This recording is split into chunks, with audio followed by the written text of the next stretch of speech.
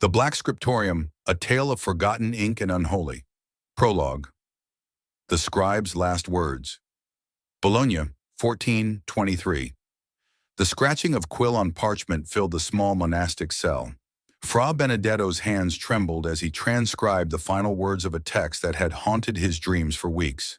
The ink, thick and dark, like clotting blood, pooled unnaturally on the page. When his fellow monks came at dawn to break their fast, they found him slumped over his writing desk. His eyelids had been sewn shut with fine thread. His lips were stitched together in a grotesque mimicry of silence. Most disturbing of all, the manuscript he had been copying now showed no text, just blank vellum. Yet when Brother Matteo lifted it to the morning light, he swore he saw shapes moving beneath the surface, like worms beneath skin. Chapter 1. The Keeper's Invitation. Rome, present day. The letter arrived on a Tuesday, delivered by a courier who refused to meet Livia Conti's eyes. The heavy parchment bore a wax seal depicting a key entwined with a serpent. Inside, a single sentence. Your expertise in heretical codices is required at the Scriptorium Obscurum. The terms of employment are eternal. Livia laughed at the melodramatic phrasing, but the laugh died in her throat when she turned the page and saw her own doctoral thesis quoted back to her, including passages she'd never published. The silver key they included was warm to the touch, not from sunlight or body heat, but as if something inside it pulsed with life.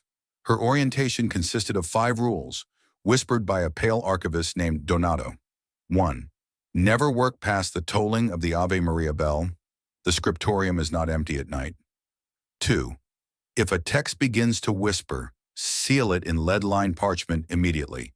The words are not dead, they listen. 3. Do not read any passage that repeats the same word 3 times. Some names summon things. 4. The black leather volumes are not to be opened without the prefect's presence. They are bound in something older than leather. 5. If you see a figure in the stacks, do not approach it. Wait for it to blink first. The librarians of the scriptorium do not all belong to this century.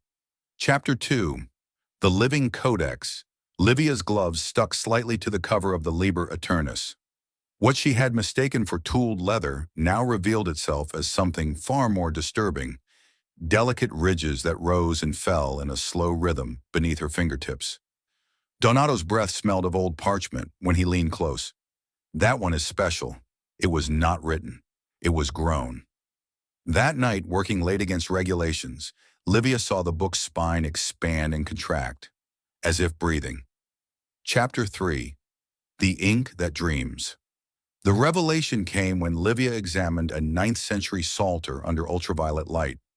What appeared as ordinary brown ink in daylight now fluoresced a sickly crimson. The chemical analysis would later confirm her dread. Iron gall ink, egg white binder, human hemoglobin. As she watched, the letters on Psalm 91 verse 5, "You will not fear the terror of night," dissolved and reformed into new words. Livia Conti, we have been waiting.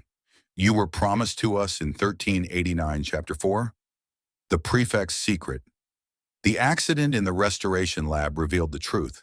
When nitric acid splashed across Donato's forearm, his skin peeled back not to reveal muscle and bone, but layers of parchment, his veins like inked marginalia. We do not preserve the books, he confessed as the acid ate through his false flesh. We feed them. The black leather volumes are famine-struck, and they are always hungry. Chapter 5. The Last Transcription. Final entry in the scriptorium log, written in shaky handwriting. They are not books. They are windows. Something on the other side is looking back. Donato has not blinked in 300 years. I am leaving the key in its box. If you find this, do not speak my name aloud. They remember voices. They are learning to mimic them. Epilogue. The Empty Desk. The new scribe found Livia's workstation meticulously clean, her white cotton gloves folded into perfect squares, her magnifying lens polished to a shine. But in every manuscript she had handled, a new annotation now appeared in the margins, written in an ink that darkened when touched and smelled faintly of bergamot and blood. She is with us now. Who will be next? Addendum. Visitors to the Basilica di San Clemente report hearing whispers from the ancient Mithraeum level. The custodians dismiss these claims. Yet every morning, the sealed door to the lowest chamber bears fresh fingerprints in the dust, always on the inside. Note, this document was transcribed from an anonymous manuscript delivered to our offices on October 31st, 2023. The accompanying silver key has been placed in secure storage. It remains warm to the touch.